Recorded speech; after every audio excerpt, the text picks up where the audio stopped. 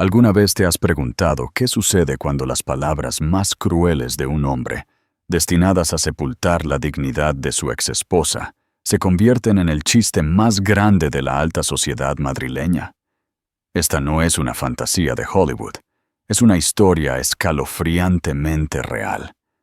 Una historia sobre cómo las sombras más oscuras pueden devorar a quienes las proyectan.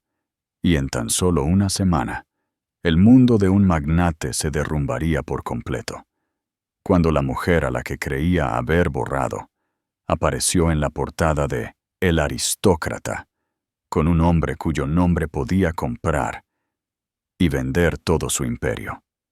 Esta es la crónica de cómo una mujer silenciada se convirtió en la más envidiada de la ciudad. El aire en el gran salón del Hotel Ritz de Madrid estaba impregnado del aroma a dinero añejo y ambición desmedida. Era la gala anual de la Fundación Sueños de Papel, un evento que, más que caridad, era un brutal cálculo silencioso de la jerarquía social de la élite española. En el centro de uno de los círculos más aduladores estaba Ricardo Vargas. A sus 48 años, era un hombre esculpido por la ambición y los mejores entrenadores personales. Su imperio inmobiliario, Vargas Propiedades, era un testimonio de su crueldad, y su reciente divorcio era, a sus ojos, otra adquisición exitosa: la libertad. Colgada de su brazo estaba Sofía Beltrán, una influencer de 24 años, cuya principal habilidad era parecer perpetuamente sorprendida y encantada. Su risa era un sonido agudo y tintineante que puntuaba las grandilocuentes declaraciones de Ricardo. «El mercado está hablando, pero solo para los débiles», declaraba Ricardo a una audiencia cautivada de gestores de fondos de inversión y sus esposas. «Hay que ser audaz, hay que deshacerse del peso muerto». Le dio a Sofía un apretón posesivo en la cintura, un gesto que no pasó desapercibido para nadie. Hablaba de negocios, pero todos sabían que también hablaba de Isabel. Su divorcio de Isabel Durán, su esposa de 20 años, se había finalizado 6 meses antes. Durante 2 décadas, Isabel había sido la socia silenciosa en su ascenso. Ella fue quien había encantado a las viejas familias aristocráticas, quien recordaba los nombres de sus hijos y sus organizaciones benéficas favoritas, quien había transformado su austero ático modernista en un hogar cálido y acogedor, donde los tratos se sellaban en sus cenas perfectamente orquestadas. Ella había puesto su prometedora carrera como historiadora del arte en pausa indefinida para construir el imperio Vargas. Su pago fue una ejecución sumaria de su matrimonio, entregada en su 20º aniversario. Más tarde en la noche, impulsado por el champán añejo y un sentido de sí mismo desmesuradamente inflado, Ricardo estaba en su apogeo cerca de las mesas de la subasta silenciosa. Diego Herrera, un desarrollador rival, se acercó con una sonrisa juguetona en los labios. «Ricardo, qué gusto verte», comenzó Diego, sus ojos dirigiéndose a Sofía. «Te veo revitalizado». «Lo estoy, Diego. He eliminado los carbohidratos». Ricardo rió entre dientes, y sus compinches rieron a coro. «Y otros equipajes innecesarios». Hablando de eso, Diego bajó la voz conspiradoramente. «Vi a Isabel el otro día en el Museo del Prado. Estaba allí». Las palabras no dichas flotaban en el aire. Se veía apagada. Se veía perdida. Se veía vieja. El rostro de Ricardo se endureció. La mera mención de su nombre se sentía como una mancha en su noche triunfal. Quería que el mundo lo viera como un hombre renacido, no como un hombre que simplemente había cambiado a su esposa por un modelo más nuevo. Necesitaba controlar la narrativa. «Isabel», dijo, con la voz lo suficientemente alta como para que varias personas se giraran. Adoptó una mirada de falsa lástima. Pobrecilla, le deseo lo mejor, de verdad. Pero seamos honestos. Se inclinó, su voz un susurro teatral que se extendía por el pulido mármol. La mujer tiene 45. Me dio los mejores años de su vida y estoy agradecido. Hizo una pausa para un efecto dramático. Pero ya pasó su fecha de caducidad. Simplemente es demasiado mayor para el juego de las citas ahora. ¿Quién va a querer a una mujer de su edad empezando de nuevo? Es una tragedia, de verdad. Las palabras fueron una daga, afilada y precisa. Algunas personas hicieron una mueca. Algunas de las mujeres, contemporáneas de Isabel, intercambiaron miradas incómodas. Pero los hombres asintieron con una especie de sombría comprensión. Sofía simplemente se rió, apretando su agarre en el brazo de él. Su juventud, un escudo contra la crueldad casual de su declaración. Lo que Ricardo no notó fue la figura tranquila de pie justo detrás de un gran arreglo floral. Elena Ríos, la mejor amiga de Isabel y una periodista con buenas conexiones, que había escuchado cada palabra venenosa. Sus ojos se entrecerraron y discretamente tecleó una nota en su teléfono. A kilómetros de distancia, en un tranquilo apartamento en el barrio de Salamanca, que se sentía más como una biblioteca que como un hogar, Isabel Durán desconocía el último clavo público que su exmarido estaba martillando en el ataúd de su dignidad. Estaba rodeada de libros sobre arte renacentista, el aroma a papel viejo, un bálsamo reconfortante. El divorcio la había dejado económicamente segura, pero emocionalmente vacía.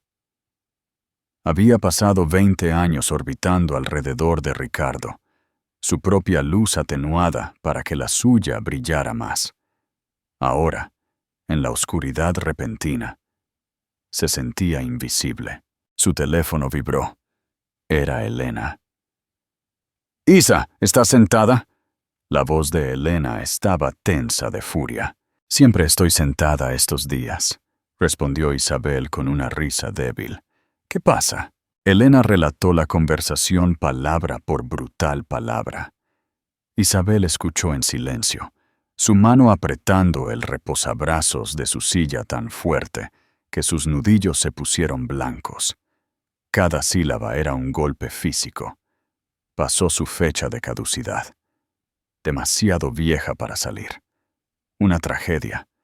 No era solo que lo hubiera dicho. Era que lo había dicho con una lástima pública tan despectiva. No solo la había divorciado, estaba tratando de borrarla, de definirla como una reliquia de su pasado, una cosa usada sin valor futuro. Cuando Elena terminó, el silencio en la línea era pesado. «Isa, ¿estás ahí?» Una sola lágrima trazó un camino por la mejilla de Isabel.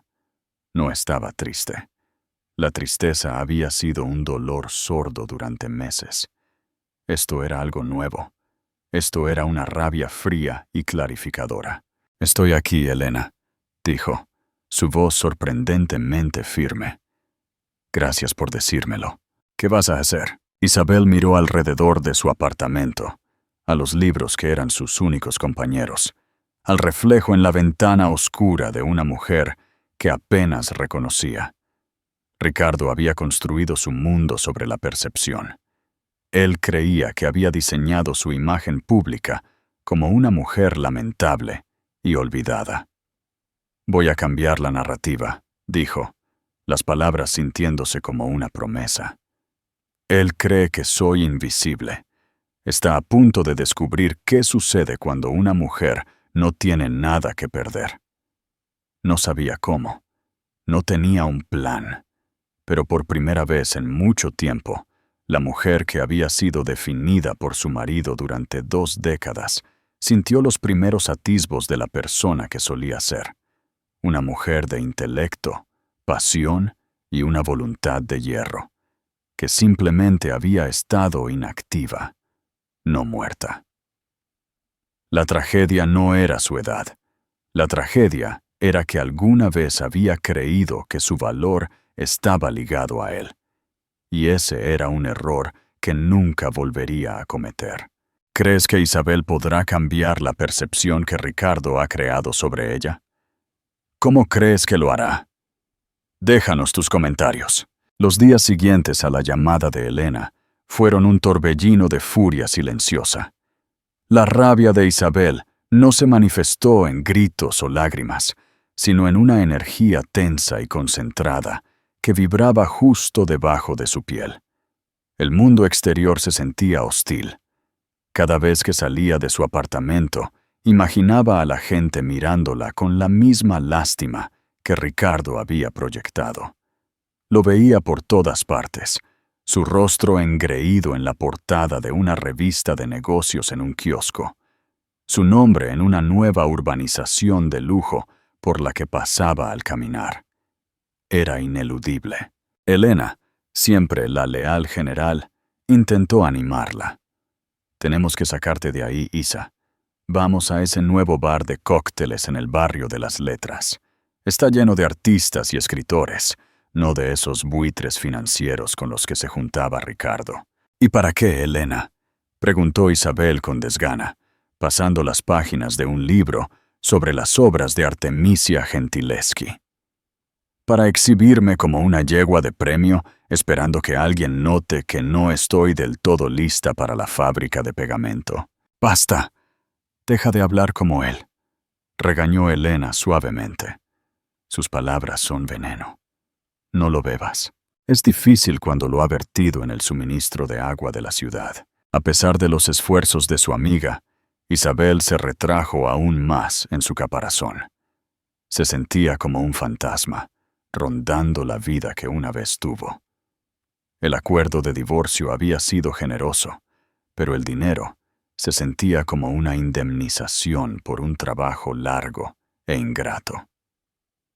Lo que extrañaba no era a Ricardo, sino el sentido de propósito, la estructura, la sensación de ser parte de algo. Ahora sus días eran informes, un lienzo vasto y vacío. Un martes lluvioso por la tarde, mientras clasificaba el correo viejo, su mano rozó un sobre grueso de color crema que había ignorado durante semanas. Estaba grabado con el logotipo de la Fundación Delacroix, una organización privada de arte conocida por su asombrosa colección de arte postimpresionista y moderno. Lo abrió con un abrecartas, sus movimientos mecánicos. Era una invitación, no a una gala o a una recaudación de fondos, sino a un simposio privado. La mirada del patrono, un simposio sobre coleccionismo privado y confianza pública. Era un evento pequeño y exclusivo para curadores, académicos y un puñado de grandes mecenas. Se dio cuenta con un sobresalto de que su nombre todavía estaba en su lista desde sus días como estudiante de doctorado, mucho antes de convertirse en la señora Ricardo Vargas. Su primer instinto fue tirarlo. La idea de entrar en una sala llena de gente, de tener pequeñas charlas, era agotadora. Sería una forastera, una reliquia de una vida diferente. Luego sus ojos se posaron en la lista de oradores. La conferencia magistral sería impartida por el doctor Alejandro Ferrer. El nombre le produjo un extraño zumbido. Alejandro Ferrer era una leyenda, pero también un fantasma. Era un multimillonario de la tecnología, el arquitecto detrás de la revolucionaria firma de cifrado de datos Égida, una compañía tan poderosa y ubicua que operaba silenciosamente en segundo plano en la mitad de las transacciones digitales del mundo. Pero a diferencia de sus pares, Ferrer era patológicamente privado. No concedía entrevistas, no tenía presencia en redes sociales y rara vez era fotografiado. Su única pasión pública conocida era el arte. Se rumoreaba que poseía una de las colecciones de arte privadas más importantes del mundo, una colección que nadie había visto realmente. Isabel había seguido sus supuestas adquisiciones durante años, de la misma manera que un aficionado al deporte sigue a su equipo favorito. Compraba con ojo de erudito, no de inversor. Una vez había pagado una suma récord por un paisaje menor de Camille Pissarro, no porque fuera famoso, sino porque era la última pieza que Pissarro pintó antes de que su vista comenzara a fallar, y la pincelada contara una historia de urgencia y luz menguante. Este era un hombre que entendía el arte no como una mercancía, sino como un lenguaje. El simposio era al día siguiente. Una idea salvaje y aterradora comenzó a formarse en su mente. Y si iba no para conocer a nadie, no para establecer contactos, no para demostrar que Ricardo estaba equivocado, sino por sí misma, para pasar un día en un mundo que alguna vez había sido todo su universo, para escuchar a la gente hablar el idioma que amaba, para sentirse, aunque solo fuera por unas horas, como la mujer que era antes de convertirse en esposa. «Voy a salir», le dijo a Elena por teléfono esa noche. «¡Un milagro! ¿A dónde? ¿Me pongo tacones?» «No, es algo para mí». Al día siguiente, Isabel se paró frente a su armario, un lugar lleno de vestidos de diseñador y trajes de poder elegidos para complementar la imagen de Ricardo. Se sentían como disfraces para un papel que ya no interpretaba. En el fondo, encontró un simple vestido gris carbón, una pieza bien confeccionada que había comprado para su defensa de doctorado años atrás. Lo combinó con tacones bajos y sensatos y un simple collar de plata. No parecía la exesposa de un multimillonario o una socialité. Parecía lo que era: una erudita. El simposio se celebró en la casa privada de la Fundación, un magnífico edificio de piedra caliza cerca de la calle Serrano. La atmósfera era silenciosa y académica. Sin prensa, sin fotógrafos, solo el murmullo bajo de conversaciones inteligentes y el aroma a madera vieja y cera de limón. Isabel sintió una ola de ansiedad, pero también un destello de regreso a casa. Se deslizó en un asiento en la parte trasera del pequeño auditorio, contenta de ser anónima. Los paneles eran debates fascinantes sobre la procedencia, la ética de la repatriación, el papel de los archivos digitales. Por primera vez en meses, Isabel no pensaba en Ricardo, ni en Sofía, ni en lo que la gente pensaba de ella. Estaba completamente absorta, garabateando notas en un pequeño cuaderno Moleskine. El último orador fue Alejandro Ferrer. No era lo que ella esperaba.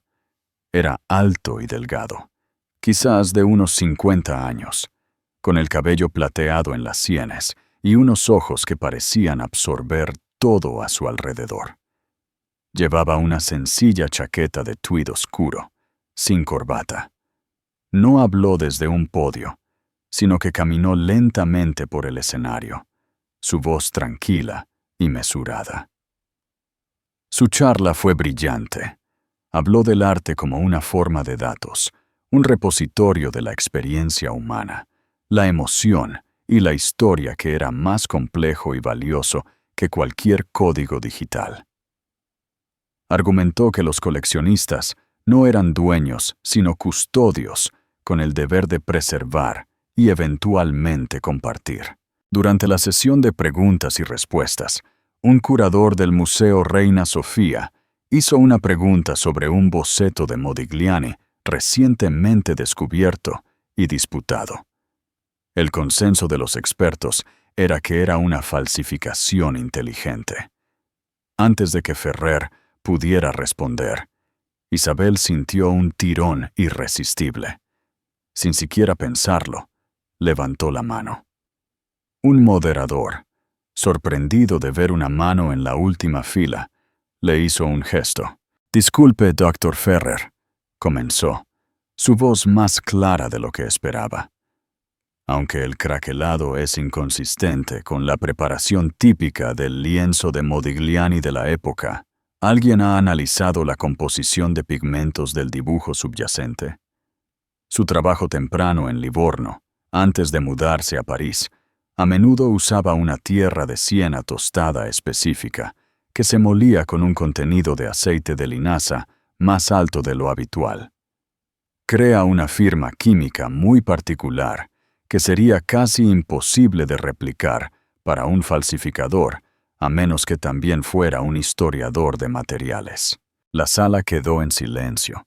Algunas personas se giraron en sus asientos para mirarla. Su análisis era arcano, específico y profundamente perspicaz. Era el tipo de detalle que solo alguien que hubiera pasado cientos de horas estudiando el tema conocería. Alejandro Ferrer se detuvo y la miró directamente. Su mirada no era de evaluación ni de desprecio. Era de genuina curiosidad intelectual. Una lenta sonrisa se extendió por su rostro. «Eso», dijo, su voz resonando por la tranquila sala. «Es una observación extraordinariamente astuta. No se ha analizado de esa manera. Acaba de darle al Departamento de Conservación del Reina Sofía una nueva línea de investigación». Él mantuvo su mirada un momento más. «Gracias, señorita Durán», dijo ella, su corazón latiéndole con fuerza. «Isabel Durán». Él asintió lentamente. «Señorita Durán, gracias». Mientras el simposio se tomaba un pequeño receso para una recepción, Isabel, nerviosa por su propia audacia, intentó escabullirse sin ser notada. Había hecho lo que había venido a hacer. Había recordado quién era. «Señorita Durán». Ella se giró. Alejandro Ferrer estaba allí, sosteniendo 2 vasos de agua. Le ofreció uno. «Esperaba poder tener un momento», dijo. Su observación sobre la tierra de siena tostada no fue solo astuta, fue brillante. Ese es un nivel de conocimiento material que rara vez se encuentra fuera de un laboratorio de restauración. «Soy conservadora ahora», dijo Isabel, tomando el vaso. «Una historiadora del arte. O lo era. Ha pasado un tiempo. Una pasión así no desaparece sin más», dijo él, sus ojos amables. «Quizás permanece inactiva. Estaría muy interesado en saber más sobre su trabajo. El trabajo real, no el reciente paréntesis». Lo dijo con un respeto tan sencillo y directo que Isabel sintió que la armadura que había construido a su alrededor comenzaba a resquebrajarse. Él no estaba mirando su edad, su estado civil o su posición social. La estaba mirando a ella, a su mente. Durante la siguiente hora, se quedaron en un rincón tranquilo de la recepción. Y por primera vez en 20 años, Isabel habló de arte. Habló de la forma en que Gentileschi usaba el claroscuro no solo para un efecto dramático, sino como un arma. Habló de las alegorías políticas ocultas en los retratos renacentistas. Olvidó dónde estaba. Olvidó a Ricardo. Olvidó que se suponía que era demasiado mayor. Era simplemente Isabel. Y por primera vez, sintió que eso era más que suficiente. Cuando finalmente salió de la casa y salió al aire de la tarde, la ciudad se veía diferente. Las luces parecían más brillantes, ya no hostiles, sino llenas de promesas. Había entrado en ese edificio como un fantasma, pero salía como ella misma. ¿Crees que este encuentro cambiará la vida de Isabel para siempre? ¿Qué crees que sucederá a continuación? Cuéntanos tu predicción en los comentarios. Los días posteriores al simposio fueron una revelación. Isabel había esperado que el encuentro con Alejandro de Ferrer fuera un punto brillante singular en su existencia por lo demás gris. No había esperado un seguimiento. Pero 2 días después, un mensajero entregó un paquete pequeño y plano en su apartamento. Dentro no había flores ni champán, sino una primera edición de un libro raro sobre la composición química de los pigmentos del siglo XVII. Dentro había una nota manuscrita en cartulina gruesa de color crema. Señorita Durán, sus ideas se han quedado conmigo. Sospecho que podría ser una de las pocas personas que apreciaría el capítulo sobre la cerusa veneciana. Si tiene tiempo, me sentiría honrado si se uniera a mí para una visita privada de algunas piezas que plantean preguntas similares. Atentamente, Alejandro Ferrer.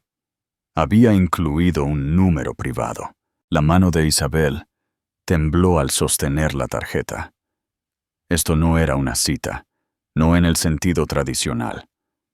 Era una invitación a un mundo que creía cerrado para siempre. Era un gesto de profundo respeto intelectual.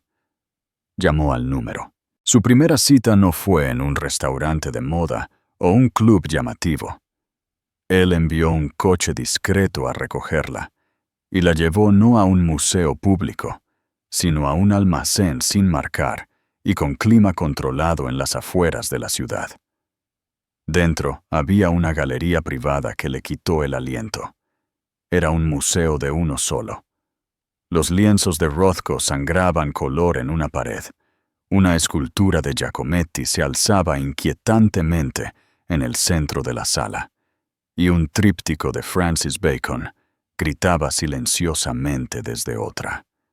Alejandro la esperaba vestido con un sencillo suéter de cachemira y pantalones. No había asistentes, ni curadores. Solo él. Quería que las viera sin distracciones, explicó, para escuchar lo que tienen que decir. Durante 3 horas, caminaron y hablaron. Él no dio conferencias. Hizo preguntas. Quería su opinión, su reacción visceral, su interpretación académica. Se paraba frente a una pintura, con la cabeza inclinada, y decía: «Veo la desesperación aquí. Pero mencionaste algo sobre Gentileschi, usando la oscuridad como un arma. ¿Ves eso en este sutín? ¿Es la oscuridad un vacío o es una presencia activa?» Isabel, que había pasado años hablando de trivialidades sobre handicaps de golf y veraneando en la costa, sintió que su mente se desplegaba como una vela que atrapa el viento. Era elocuente, apasionada y brillante. Desafió sus interpretaciones, ofreció las suyas propias y señaló detalles que él, el dueño, nunca había notado. Esto se convirtió en su rutina. Su cortejo fue una serie de aventuras tranquilas y extraordinarias. Un día, la llevó en su jet privado a Barcelona, no para un día de compras en Paseo de Gracia, sino para pasar 2 horas en un laboratorio de conservación en el Museo Nacional de Arte de Cataluña, observando una escultura de Degas recién adquirida bajo un microscopio. Otra noche, no salieron en absoluto. Él fue a su apartamento y se sentaron en el suelo, rodeados de sus libros de arte, discutiendo juguetonamente sobre la influencia de las xilografías japonesas en Van Gogh. Él nunca mencionó su pasado, su divorcio o Ricardo. Era como si su vida solo hubiera comenzado en el momento en que se levantó en ese simposio. Estaba interesado en la Isabel Durán, que existía fuera de la sombra de cualquier hombre. Estaba cautivado por su mente, su pasión y la fuerza tranquila que ella apenas estaba redescubriendo en sí misma. «Tienes un ojo asombroso, Isabel», le dijo una noche mientras estaban frente a un retrato sombrío y hermoso de un maestro flamenco desconocido. «Es un regalo. Dejarlo inactivo es un crimen contra todo un campo de estudio». «No pensé que a nadie le importara este campo ya», admitió ella, su voz suave. «¿O a mí?». Él se giró para mirarla, su expresión seria. «El mundo es ruidoso y celebra las cosas equivocadas. celebra el ruido sobre la sustancia, la percepción sobre la realidad. Pero eso no significa que la sustancia y la realidad hayan perdido su valor. Solo significa que son más difíciles de encontrar. Hizo una pausa. Su mirada suave e infinitamente más preciosa cuando las encuentras. Mientras tanto, Ricardo Vargas vivía en una realidad muy diferente. Su vida con Sofía era un torbellino de apariciones públicas y felicidad forzada. Estaban en cada inauguración, en cada fiesta de lanzamiento, sus fotos salpicando los sitios de chismes. A Ricardo le encantaba. Se sentía poderoso, deseado, un rey con su joven reina. Escuchó rumores sobre Isabel a través de los chismes. Diego Herrera había mencionado haberla visto con algún tipo de académico. Ricardo se rió. Bien por ella, le dijo a Diego, durante un partido de squash, su voz goteando con descendencia. Me alegro de que haya encontrado un amigo, probablemente algún profesor polvoriento. Mientras sea feliz, ¿verdad? Lo creía genuinamente. No podía concebir un mundo donde Isabel pudiera encontrar a alguien que no fuera una pálida y patética sombra de sí mismo. En su mente, él era la cima. Cualquier persona que ella encontrara sería un descenso, prueba de que él había tenido razón al dejarla. Sofía, cuya visión del mundo estaba moldeada por las métricas de las redes sociales, reforzó su delirio. Como, ¿quién saldría con alguien tan viejo en serio?, había dicho una noche mientras revisaba su teléfono. Sin ofender a Isa, pero su marca simplemente caducó. Ricardo había asentido con la cabeza, disfrutando de la validación. Estaba tan cegado por su propio ego que no notó las señales. No notó que la mujer tranquila y deferente que había divorciado estaba siendo reemplazada lentamente por una intelectual segura y comprometida. No lo notó porque nunca la había visto realmente en primer lugar. El punto de inflexión llegó una noche en la casa de Alejandro, una impresionante casa minimalista que valoraba la luz y el espacio sobre la ostentación. Había encargado un informe sobre la viabilidad de una nueva fundación global de arte, dedicada a financiar la investigación histórica material y la verificación de la procedencia. Le entregó el grueso archivo a Isabel. «Estoy pensando en dotar una nueva fundación», dijo simplemente.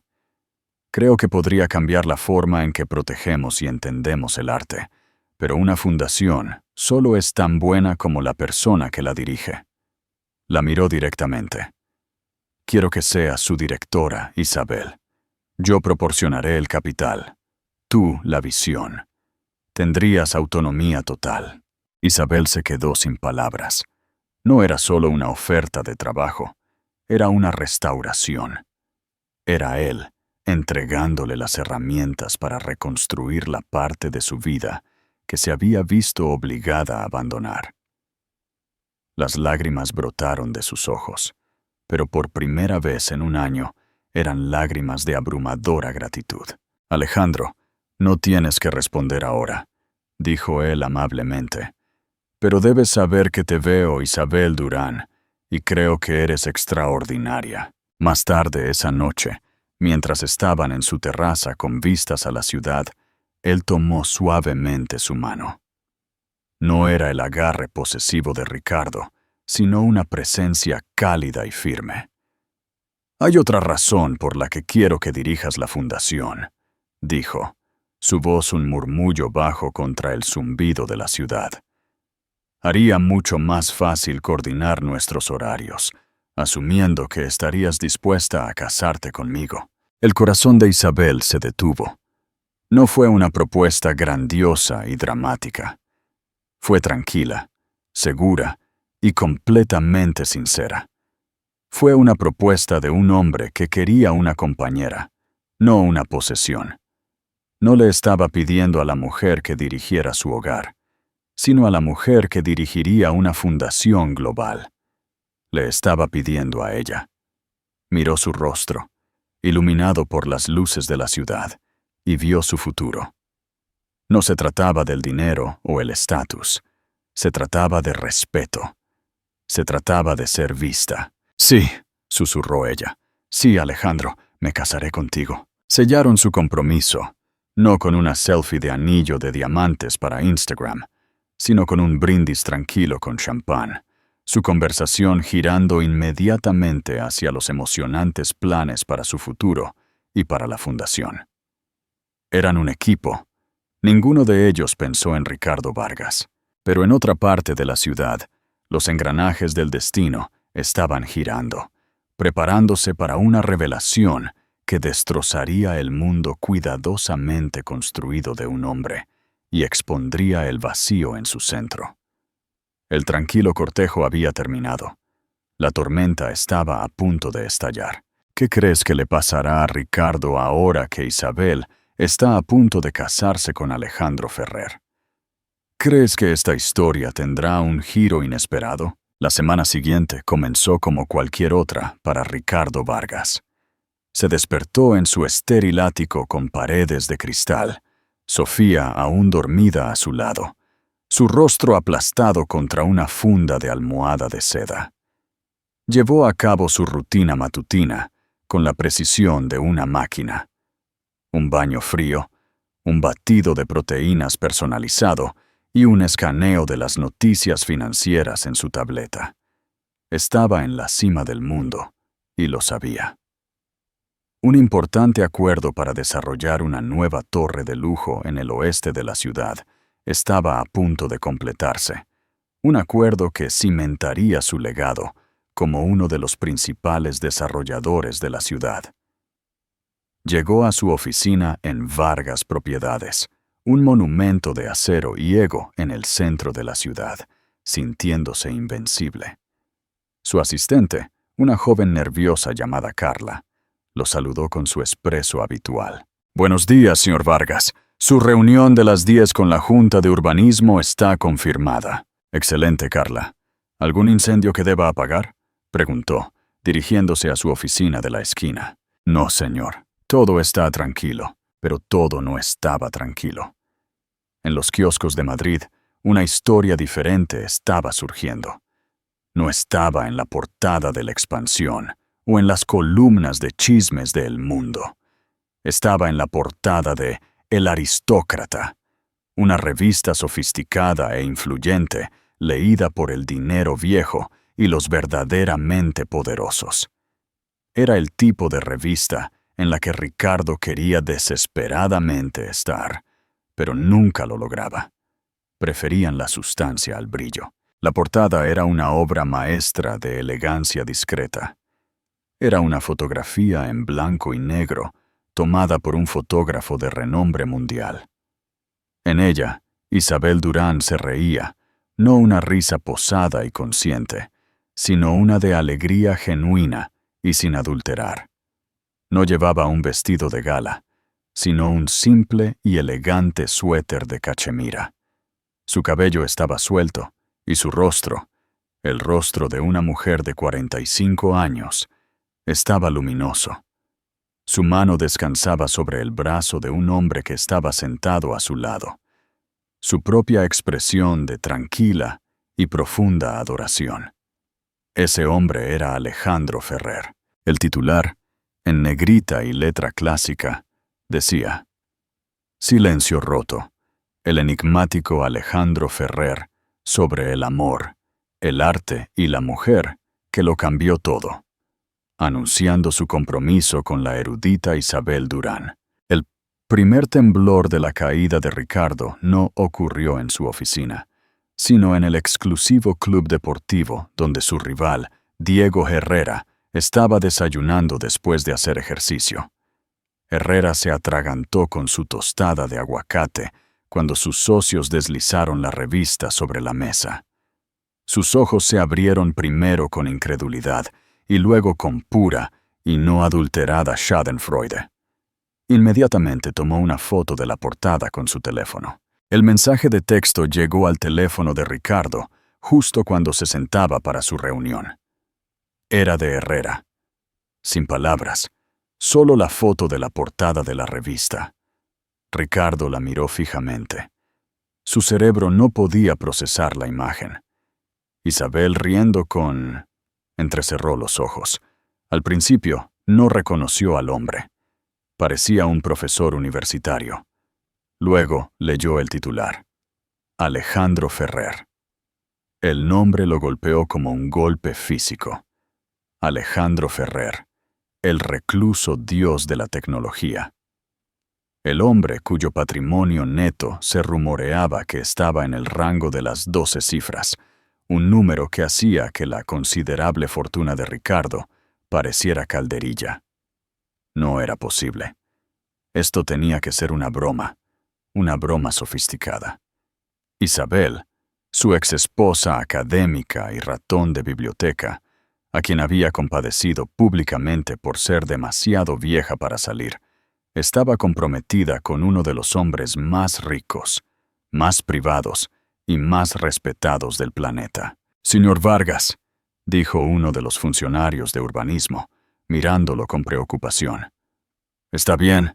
Se ha puesto pálido». Ricardo negó con la cabeza, tratando de despejar la niebla de confusión y rabia. «Bien», logró croar. «Comencemos». Pero no podía concentrarse. Las palabras en la reunión eran solo ruido. Su mente estaba acelerada, reproduciendo sus propias declaraciones arrogantes en la gala benéfica. Pasó su fecha de caducidad. Una tragedia. Lo había dicho tan fuerte, tan públicamente. La había definido como inútil.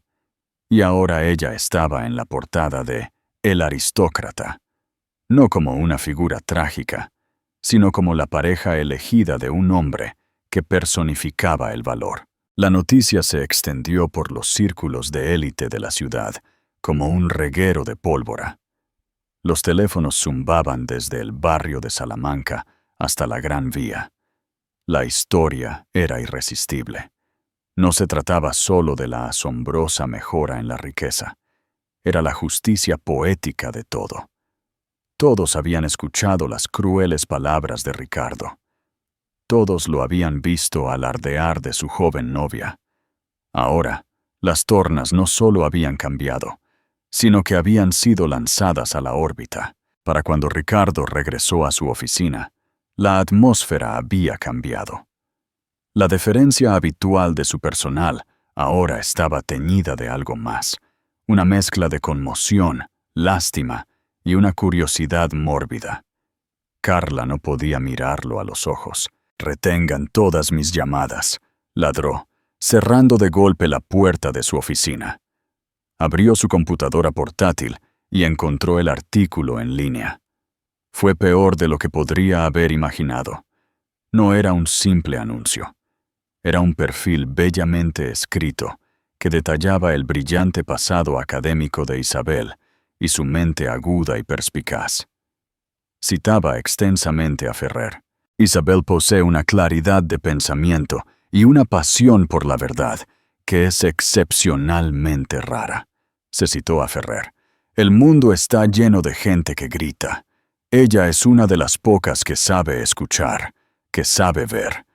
Casarme con ella es la decisión más inteligente que he tomado».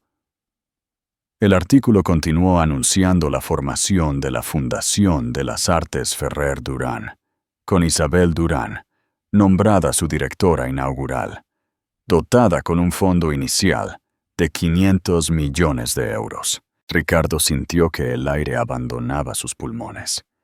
Directora de una fundación de 500 millones de euros. Él la había reducido a su edad. Alejandro W. Ferrer la había elevado por su intelecto. No solo había perdido la batalla de relaciones públicas, había sido aniquilado. Ya no era el hombre exitoso que había abandonado a su esposa envejecida.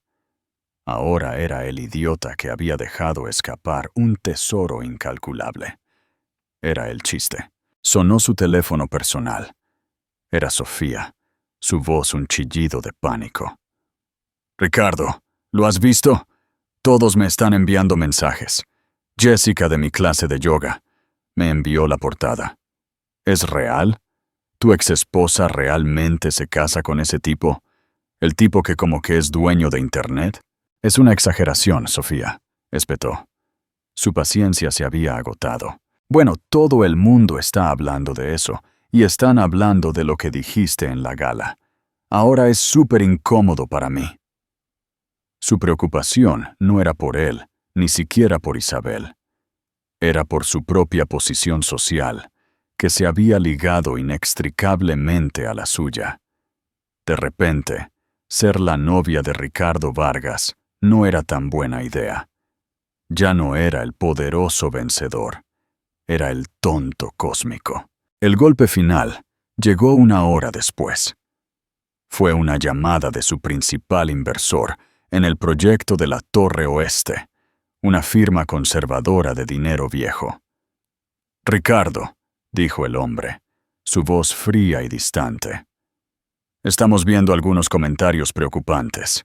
Esta situación pública con tu exesposa da una mala imagen. Habla de una cierta falta de juicio. ¿Qué? Es un asunto personal. No tiene nada que ver con los negocios, balbuceó Ricardo. En nuestro mundo, el carácter es negocio, respondió el inversor rotundamente. Alejandro Ferrer forma parte de la junta directiva de 2 de nuestras empresas matrices. No podemos hacer negocios con un hombre que ahora es, para todos los efectos, una vergüenza pública para él. Estamos invocando la cláusula de carácter en nuestro contrato. Retiramos nuestra financiación. La línea quedó muerta. Ricardo miró fijamente el teléfono en su mano. La Torre Oeste, su proyecto legado, el trato que se suponía que lo haría intocable, se había esfumado. Se había evaporado en una sola mañana, todo por una portada de revista. Había construido su imperio sobre la percepción, y en un abrir y cerrar de ojos, la percepción había cambiado. Él no era el tiburón, era el cebo. Se inclinó y se llevó la cabeza a las manos. El silencio de su opulenta oficina de repente era ensordecedor. Le había dicho a todo el mundo que su exesposa era una tragedia. Acababa de darse cuenta de que la tragedia era la suya propia. ¿Crees que Ricardo aprenderá de sus errores? ¿Cómo crees que su vida cambiará después de esto? La humillación es un ácido potente. Para Ricardo Vargas, quemó su ego, su reputación y ahora sus finanzas. El colapso del acuerdo de la Torre Oeste envió ondas de choque a través de su empresa. Vargas Propiedades estaba muy apalancada, contando con el éxito de ese proyecto. La retirada pública de un inversor importante por una cláusula de carácter fue una señal para todos los demás bancos y socios. Ricardo Vargas era una mala apuesta. Las líneas de crédito se endurecieron. Comenzaron a circular susurros de insolvencia. Su vida personal se desintegraba con la misma rapidez. Sofía, cuya lealtad era al estatus, no a un hombre, vio la escritura en la pared. Sus discusiones se hicieron más frecuentes y viciosas. «Esto es culpa tuya, Ricardo», había chillado durante una pelea explosiva. «Solo tenías que abrir tu gran boca sobre tu ex. Nos hiciste un chiste. ¿Sabes lo que es ir a un brunch y que todos te den lástima?» 2 semanas después de la aparición de la revista, Sofía se había ido. Ni siquiera se despidió en persona.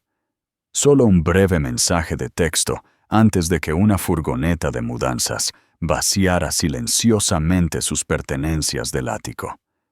Su Instagram estaba limpio de todas las fotos de él, reemplazadas por publicaciones crípticas sobre nuevos comienzos y cortar la energía tóxica. Quebrado y cada vez más desesperado, Ricardo hizo lo que nunca pensó que haría. Intentó contactar a Isabel. Sus primeros intentos fueron llamadas y mensajes de texto, todos sin respuesta. Luego envió un correo electrónico largo y divagante, una patética mezcla de remordimiento fingido y amenazas veladas sobre su historia compartida. También fue recibido con silencio. Finalmente, recurrió a lo impensable. Fue a su edificio de apartamentos en el barrio de Salamanca, un lugar al que no había ido desde que sus abogados habían dividido sus bienes. Llamó a su apartamento, su corazón latiéndole con un cóctel tóxico de rabia y desesperación. Una voz respondió a través del interfono, pero no era la de Isabel. Era la voz tranquila y firme de un profesional de seguridad. ¿Quién llama a la señorita Durán? Soy Ricardo Vargas, su exmarido. Necesito hablar con ella. Es urgente.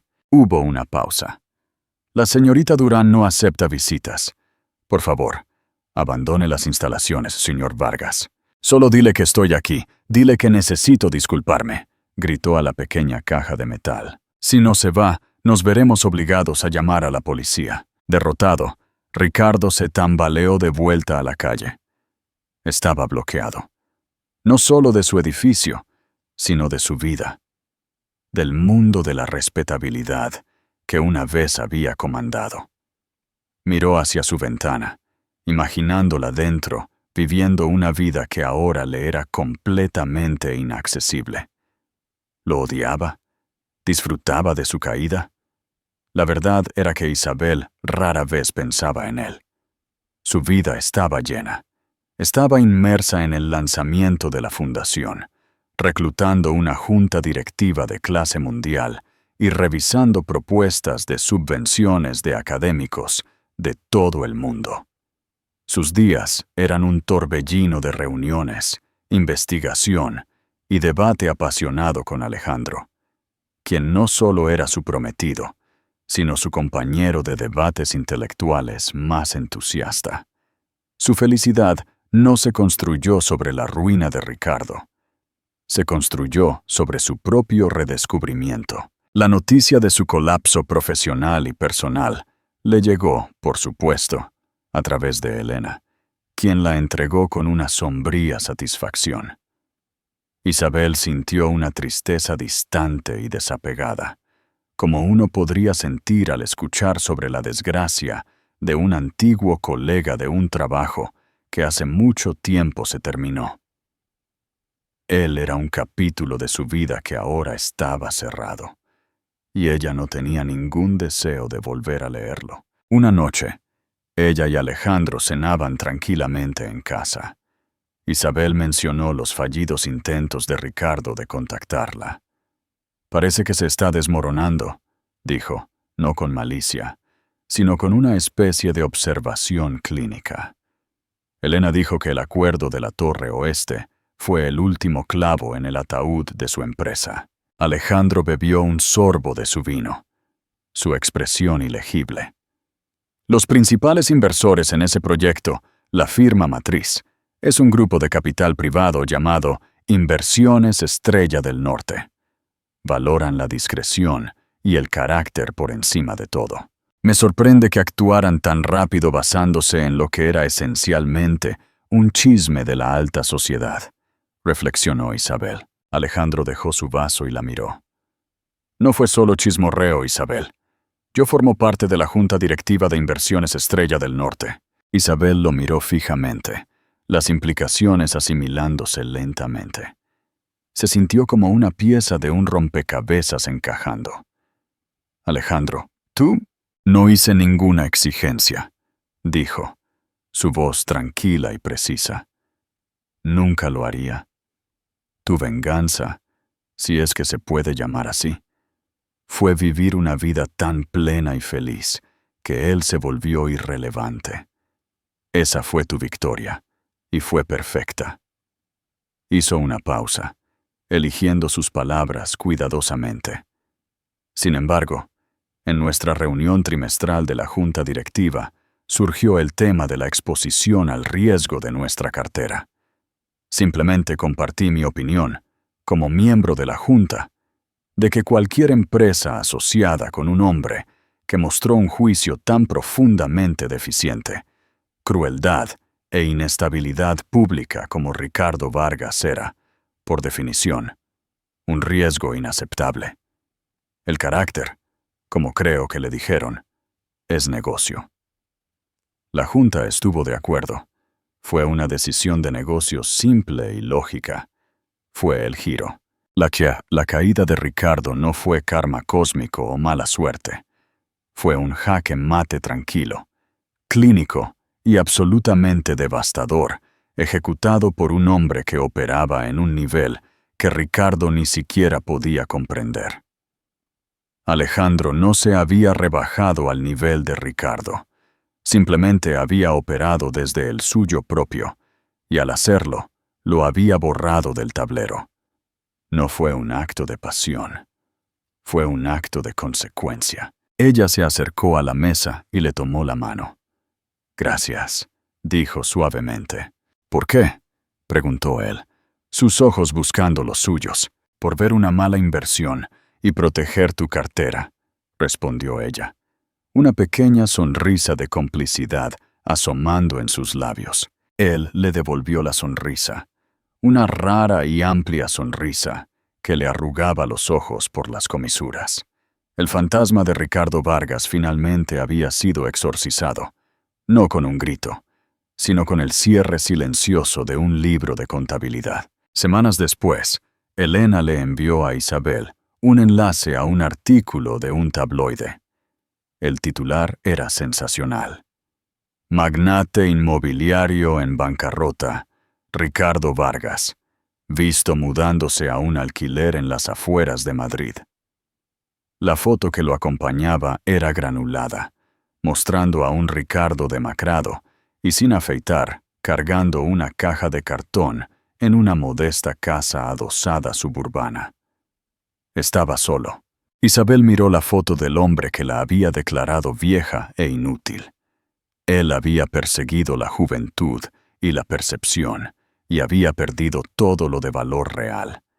Ella había abrazado su edad, su intelecto, su verdadero yo, y había ganado un mundo de sustancia y felicidad. Cerró el enlace sin un atisbo de triunfo, solo una tranquila sensación de finalidad. Volvió a la pila de propuestas en su escritorio, su mente ya en el futuro, un futuro que estaba construyendo según sus propios términos. La narrativa era por fin suya para escribir. 6 meses después, la Fundación de las Artes Ferrer Durán celebró su exposición inaugural. El evento no se llevó a cabo en un aburrido salón de hotel, sino en un edificio de hierro fundido bellamente restaurado en el barrio de Malasaña. Sus huesos industriales ahora albergaban una galería de vanguardia. El aire no zumbaba con el parloteo frágil de los escaladores sociales, sino con el murmullo emocionado de artistas, curadores y académicos de todo el mundo. La exposición, comisariada y concebida íntegramente por Isabel, se tituló Palimpsesto, las historias ocultas. Era una impresionante colección de obras, donde los artistas habían pintado sobre lienzos más antiguos o donde la restauración había revelado historias ocultas. En el centro de la sala, sobre un sencillo podio, se alzaba Isabel Durán, vestida con un llamativo vestido azul oscuro, elegante en lugar de ostentoso. Irradiaba una autoridad tranquila y segura de sí misma. No era la esposa de Alejandro Ferrer esa noche. Era la directora Durán, y este era su escenario. Un palimpsesto, comenzó, su voz clara resonando por la sala. Es un manuscrito sobre el cual se ha superpuesto una escritura posterior sobre una escritura anterior borrada. Es una metáfora de la memoria, de la historia, de la verdad, de que lo que se borra nunca desaparece realmente. Permanece esperando que un ojo cuidadoso lo descubra. En la audiencia, Alejandro la observaba, su orgullo una fuerza tranquila y palpable. No estaba al frente, sino ligeramente a un lado, permitiéndole todo el protagonismo. Él no era la fuente de su luz. Simplemente estaba feliz de permanecer en su calor. Cerca de la parte trasera de la multitud, un rostro familiar observaba con una mirada de asombro atónito. Era Diego Herrera, el viejo rival de Ricardo. Se había arreglado una invitación, porque esta era ahora la sala más importante en Madrid. Recordó las palabras burlonas de Ricardo en la gala con perfecta claridad. Demasiado vieja para salir. Una tragedia. Miró a la radiante y brillante mujer que acaparaba la atención de las figuras más poderosas del mundo del arte, y sintió un escalofrío. Ricardo había visto un manuscrito descolorido y había intentado quemarlo. Alejandro de Ferrer había visto el mismo manuscrito, reconocido su valor incalculable, y le había dado a su autora las herramientas para escribir su propia y magnífica nueva historia. Los artistas aquí presentes nos enseñan que nada está realmente terminado, concluyó Isabel. Todos somos textos estratificados capaces de ser revisados, restaurados y releídos bajo una luz nueva y más brillante. Gracias. El aplauso fue atronador y genuino. Cuando Isabel bajó, fue rodeada por felicitaciones. Un venerable director del Louvre la felicitó por su visión. Un joven y explosivo artista, cuya obra ella había defendido, la abrazó con gratitud. Después de unos minutos, Alejandro se abrió paso entre la multitud hasta su lado. No dijo una palabra, solo le ofreció una copa de champán, sus ojos transmitiendo todo. «Estuviste brillante», murmuró, solo para sus oídos. «Fui yo», dijo ella, con una sonrisa de pura satisfacción en su rostro. Era la verdad más simple y profunda. Su pasado no fue borrado, pero ya no la definía. Era simplemente el texto borrado debajo de una historia mucho más interesante, una cuyos capítulos más emocionantes aún estaban por escribirse. Al final, esta no es solo una historia de venganza, es una poderosa lección sobre el valor. Ricardo Vargas creía que el valor de una mujer estaba ligado a su juventud y su proximidad a un hombre poderoso. Vio a Isabel como un activo cuyo valor se había depreciado. Lo que no logró comprender es que cosas como la integridad, el intelecto y la gracia no tienen fecha de caducidad, acumulan intereses. El triunfo de Isabel no fue casarse con un multimillonario. Ese fue solo el acto final dramático. Su verdadera victoria fue redescubrir su propio valor en un mundo que trató de decirle que no tenía ninguno. Ella no necesitaba un hombre para salvarla. Solo necesitaba recordar a la mujer brillante que era antes de conocer a Ricardo. Su historia es un testimonio del hecho de que la mejor venganza no es rebajarse a su nivel, sino construir una vida tan magnífica que ya no formen parte de tu panorama. ¿Qué te pareció el increíble viaje de Isabel? Haznos saber tu opinión en los comentarios a continuación. Y si crees en el poder de reescribir tu propia historia, no olvides darle me gusta a este video, compartirlo con alguien que necesite escucharlo y suscríbete para más dramas de la vida real que te dejarán pensando.